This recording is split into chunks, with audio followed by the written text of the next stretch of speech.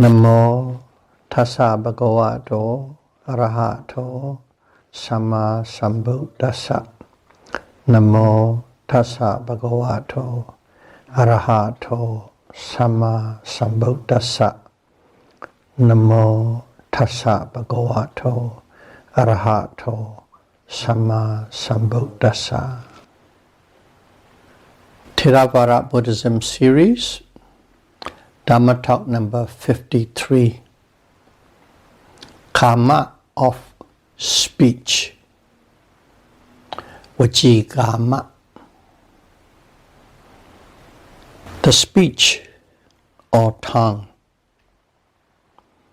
is a double-edged sword. And if one uses with grounded morality and mindfulness, it is beneficial to self-growth and the people around.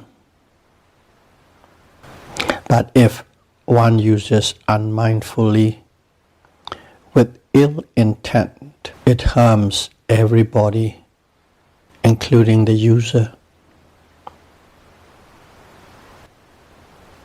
Good karma accumulates when a speech is gentle, polite, and honest. A wrong speech with a sharp and quick tongue will produce bad karma.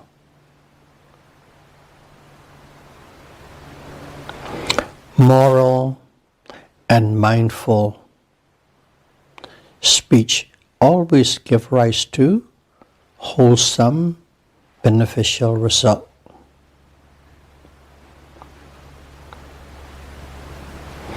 That's why we need to know more about wrong speech. So what are the wrong speech that can give rise to bad karma? Let's call it full suffering producing speeches. In Pali, Vaci. Vaci. These full suffering producing speeches are lying, slander, wrongful accusation, and rude and harsh words or speech. Whenever one uses these, they are cutting one with the sword of tongue, bit by bit, into tiny pieces. Praising people who do not deserve to receive honor, and one does it because they were your buddies or relatives or friends or personalities that you liked and admired. So you go and praise those people, but they don't deserve it. And also blaming and accusing, those are praiseworthy. These are dupasita, full wrong speech in actions. Okay, how can be full wrong speech in action? Let's take an example. Praising one who doesn't deserve. In other words, you have to lie to praise this person. And also, you are praising it to split between groups of people or between two people. Slander. And also, at the same time, you are accusing the other side, who is right and correct, as wrong. And whenever you engage in these actions, you are full of vigor and anger and deceit. So rude and harsh words flow out. That's why it looks so simple on the surface, praising somebody who doesn't deserve, blaming somebody who truly deserves. But every time, every word is stabbing you back, because they are the full suffering-producing speeches. And such person who use these speeches will always face difficulties, problems, and troubles throughout samsara, not just this life, and many lives to come, as long as you don't correct yourself. Throughout samsara it will follow. Samsara, cycle of life and death and life and death. Let's look at it another angle, from another angle.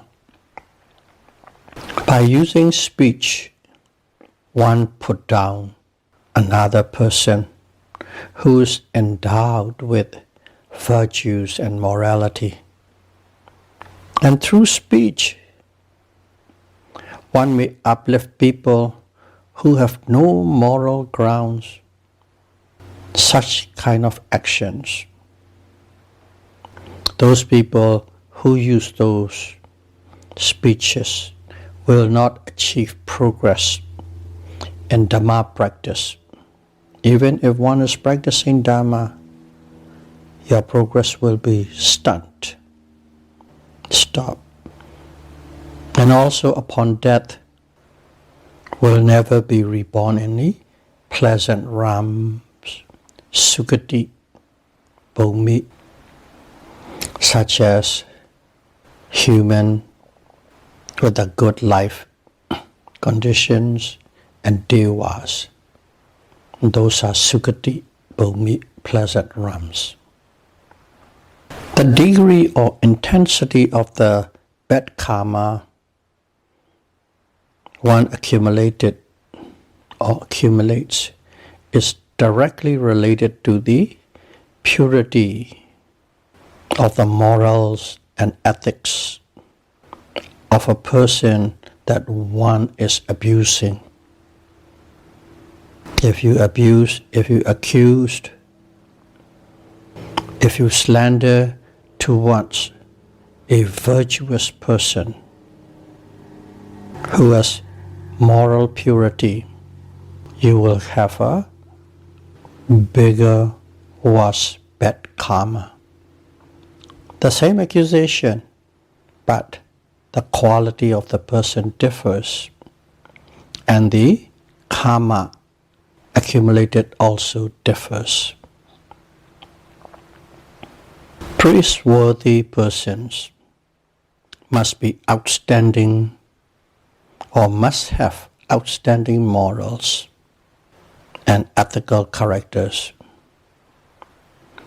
They may or may not have great wealth, fame, fortune, and power, but wealth, fame, fortune, and power alone, without the moral virtues, is not a praiseworthy person.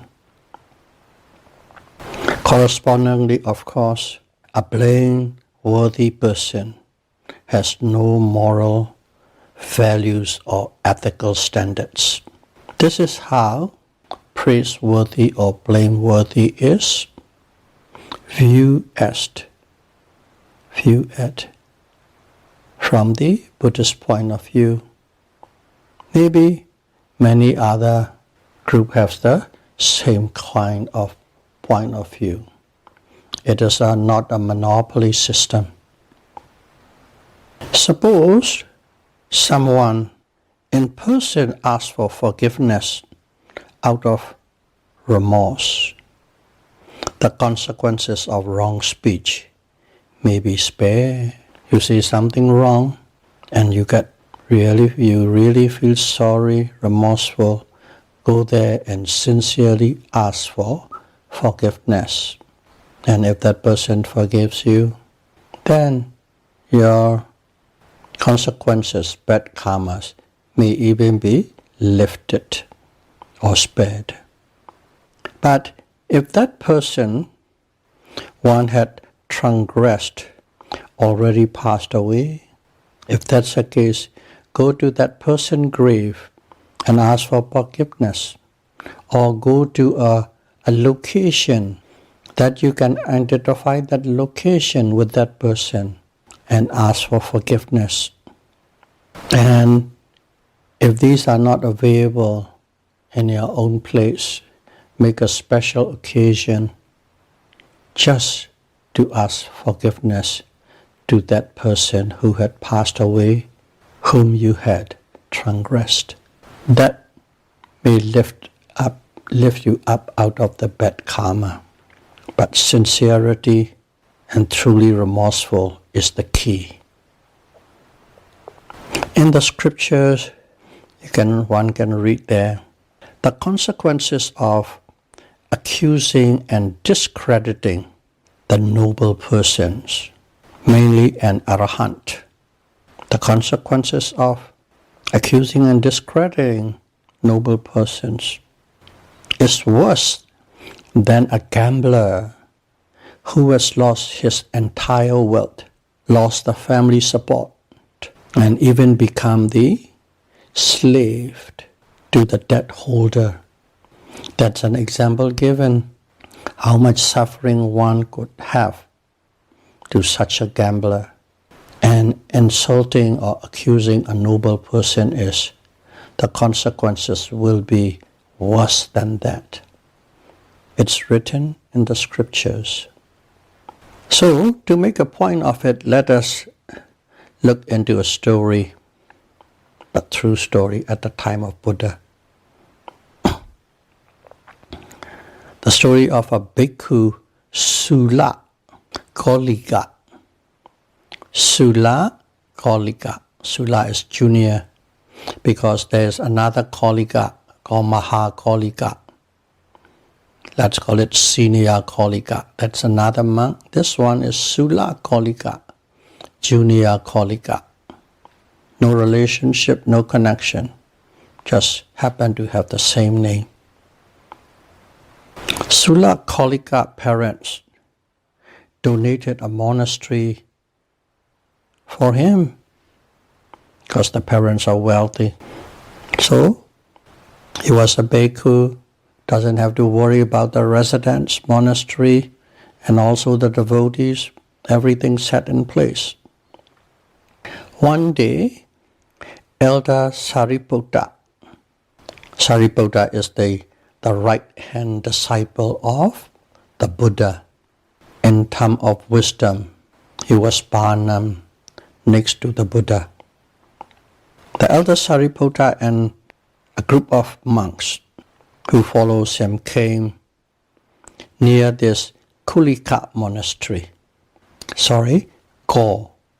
Kolika monastery on their return trip so that they can have a rain retreat, in other words, close to Vaci. As the elder wanted to spend a quiet retreat during that Vaci, so he thought, if I spend time at Kolika monastery, I may be able to have a quiet, peaceful retreat. Because if he went back to Jeta Grove where the Buddha was residing, devotees come and go, and if they come, you cannot refuse. You have to talk to them, you have to give Dharma, and so on. But this time, Elder Sariputta wanted to have a quiet, peaceful rain retreat. With that in mind, he let his monks go back to the Jeta Grove. And then he approached Kolika and asked whether he would allow him to have a Vaci at his monastery and also not to speak of his stay to anyone. Don't tell anybody I'm here, because as soon as the people heard Elder Sariputta is here, they will be coming in droves. Even nowadays, when a famous, well-known monk, senior monk came, people came out of nowhere like ants. So that is how things are. And the Bhikkhu Kolika welcomed the elder and was so happy and excited that a senior disciple of the Buddha would spend Vaci at his monastery. Then Sariputta spent the Vaci 3 months. When Sariputta was going to leave after the rain retreat, Kolika requested that the elder would stay 1 more day, to which the elder accepted.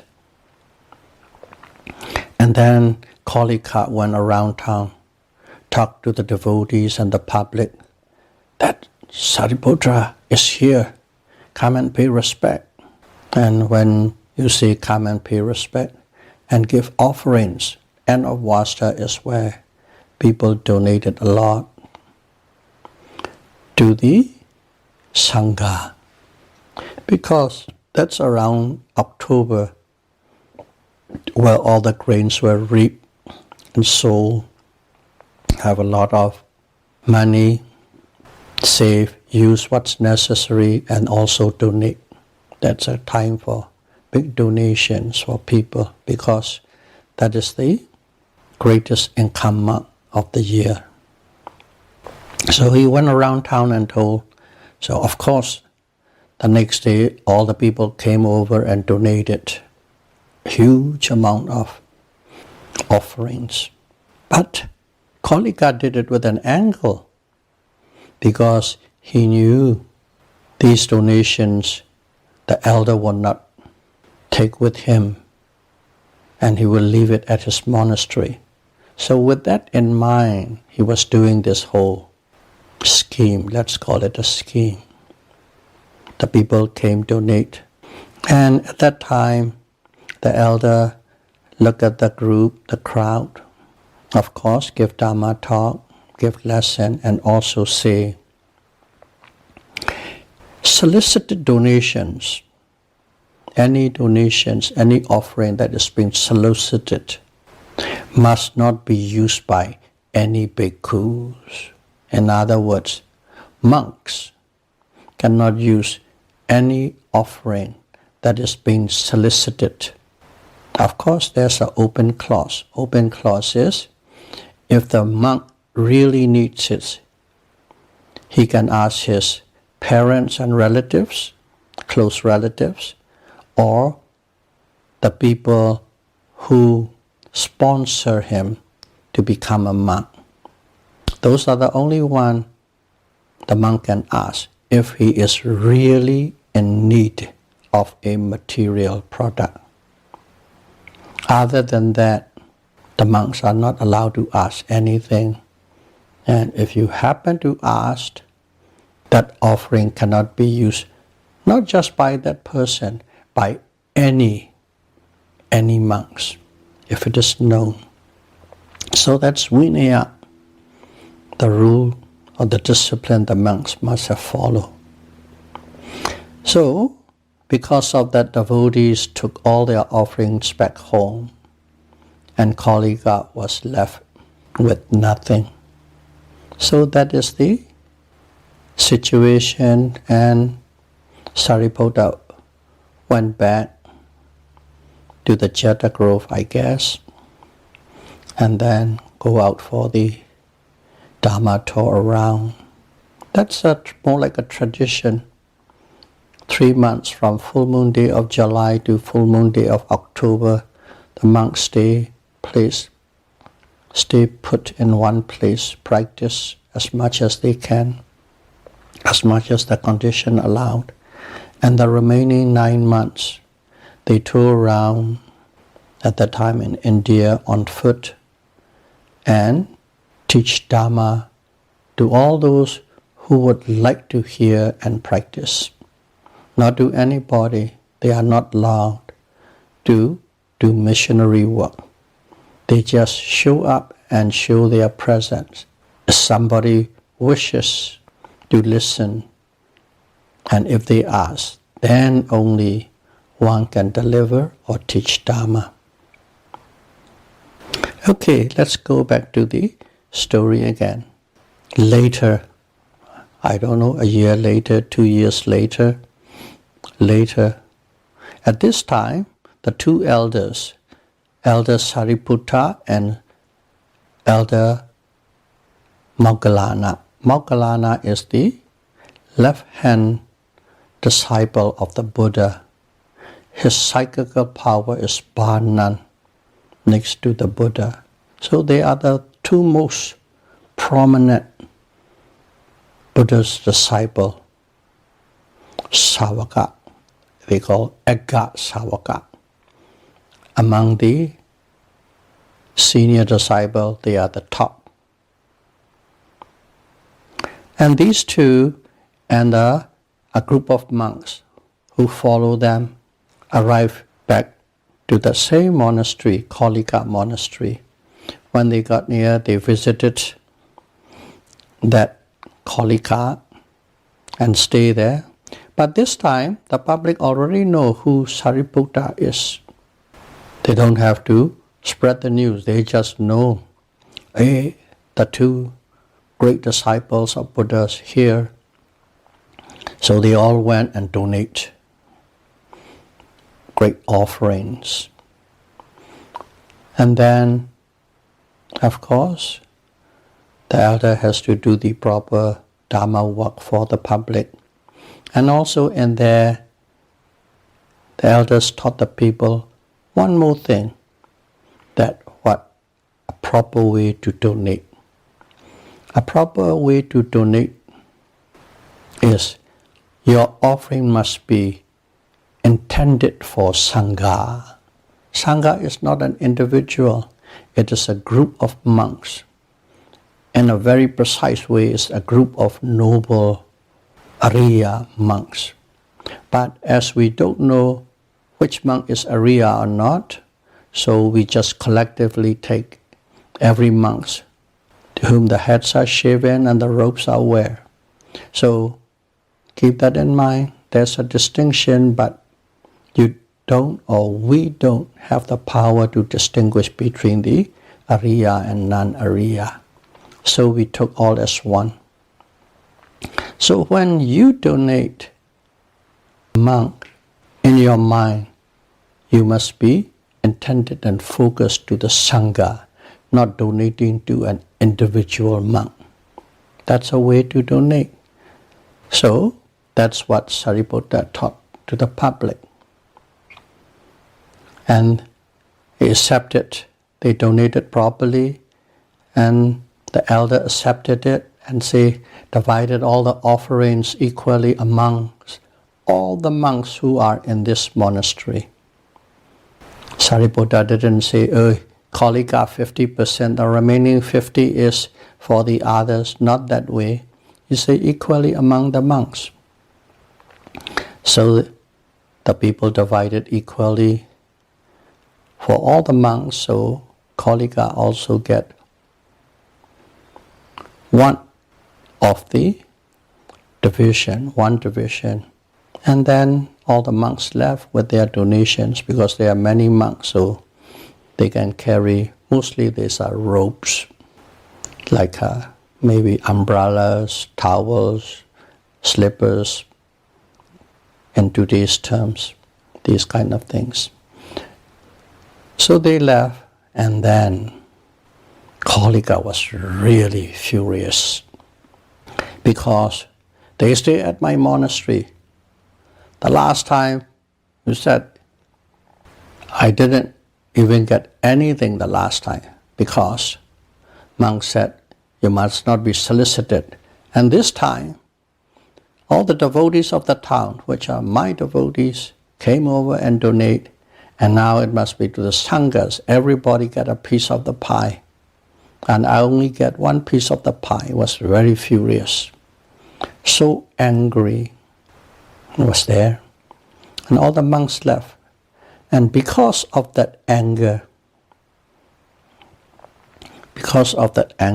he couldn't see right from wrong.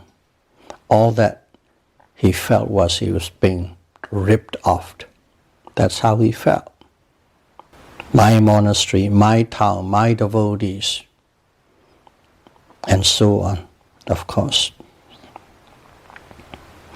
So, Kalika decided to go to Jeta Grove. Jeta Grove is the monastery where Buddha recited most of the Vaci. Jeta Grove at the Savuti kingdom, to complain about the elders Sariputta and Moggallana to the Buddha. The Buddha already knew. But listen, he told the Buddha that the elders, they are corrupt, totally corrupt, that these two elders are. They do not deserve to be called a noble person. They don't deserve to be called an arahant because of these actions. That's how we complain. The Buddha, knowing such an accusation would carry great bad karma, told Kalika to reflect on the events again and see. Not once, not twice. The Buddha asked him to reflect 3 times. For 3 times, Kalika did not withdraw his accusation, stand still, because so angry that he has been, from his point of view, ripped off, unfair, unjust.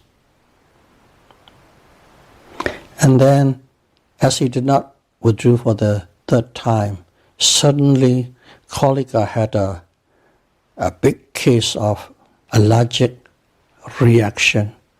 As he has an allergy, really bad one, he left the Buddha.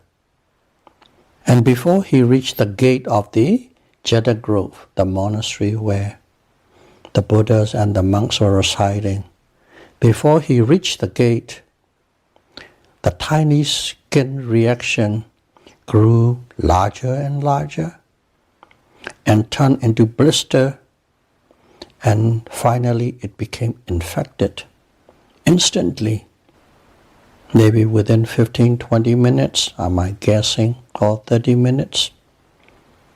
So he was not in a condition to leave the Jeta Grove, so he lay there near the gate. In the scripture it said, lie on a banana leaf. Whenever the body is in pain, the monks lie on banana leaves.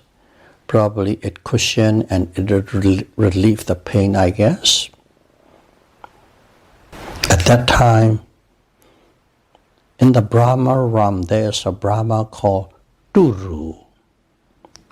Brahma Turu. Actually, before he became a Brahma, he was a human and was a teacher of Kalika. He was a teacher. So he felt compassion for his student Kalika. So he came down from the Brahma realm, appeared before him, before Kalika, and asked him to rethink about his complaint. It would be wise to withdraw because you are accusing wrongfully, and the consequences will be severe because his attachment to his students, old students. But Kalika was unyielding. So finally Brahma left. Can't do anything. He had done all he could. After the Brahma left, Kalika passed away and he was reborn in the Vaci hell, Nariya, Vaci Nariya hell. There are 8 levels of hell in Vaci. One is more severe than the other. And the hell he was reborn is called Paduma hell. And in the story, they give a detailed account how long it could be. It is basically eons and eons of uncountable years that Kalika will suffer there. So that is the accusing, lying, slandering, rude and harsh words. But this one is especially to the highest of all moral purity, Arahant. And that's what happened. So we see now, speech or tongue can cut one into tiny pieces with the sort of bad karma, especially if one has insulted a noble person, Ariya. And it is very hard to know who is Ariya and who is not Ariya. Let us use the right speech, mindful speech towards all people that we come in contact. And that can be done only with mindfulness. As soon as you become unmindful, you can slip. So let us all practice mindfulness inside meditation, and may you be able to escape from all form of suffering as soon as possible. Sadhu, sadhu, sadhu. Thank you very much.